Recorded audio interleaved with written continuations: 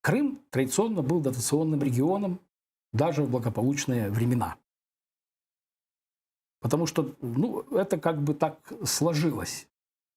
Промышленности крупной там никогда не было. Это такая территория, где прежде всего рекреационный потенциал, туристический потенциал.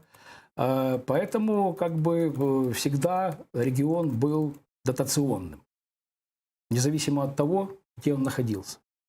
И, собственно говоря, импульс к развитию экономики Крыма был получен только с приходом Днепровской воды в 60-е годы.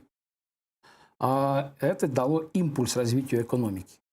Прежде всего, степных районов, северного, восточного Крыма.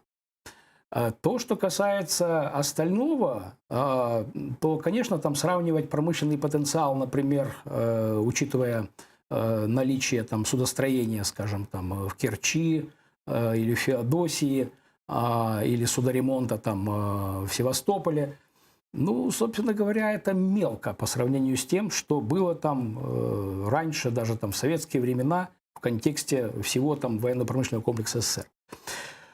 Теперь же ситуация такова, что у Крыма другое предназначение. То есть ему вернул оккупант не только тот статус, который был в советский период, то есть статус такого военного плацдарма, но и более того наращивает его.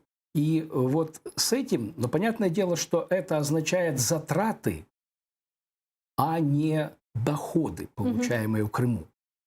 Поскольку содержание вооруженных сил, особенно на оккупированной территории, это всегда бьет по карману. Плюс дальше так называемый Сирийский экспресс, а теперь еще и Ливийский экспресс. Вот. То есть снова ж таки, то, что делает Россия за пределами Крыма и Черного моря, так или иначе связано с ее агрессивными действиями в Сирии и в Ливии.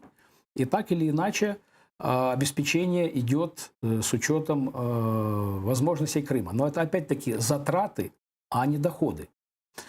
Естественно, что все это скрывается, поскольку, ну, понятное дело, что это, ну, прежде всего это будет бить внутри России, потому что эйфория от Крым наш прошла. А вот теперь начинают считать затраты. И как бы, когда там появляется информация, например, там, по тому же Донбассу, что там произошел обстрел, там применили тяжелую там, артиллерию, 152 миллиметра калибр там, или что-то такое, каждый боеприпас использованный, он имеет свою стоимость. То есть это столько-то невыплаченных пенсий или там пособий социальных и так далее. То есть Крым в этом смысле как бы концентрированно превратился просто в колоссальную обузу.